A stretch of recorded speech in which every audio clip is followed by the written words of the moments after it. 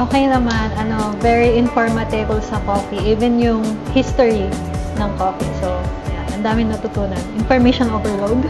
I've learned a lot, like through the history of coffee and how it's done. Like, as a business owner, it's very essential that we would learn how it is made, and so that we could communicate with our employees then.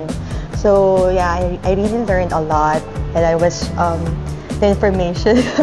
Yeah, I wasn't overwhelmed, but I was amazed, and I'm looking forward to open my own cafe. Latte art. Latte art.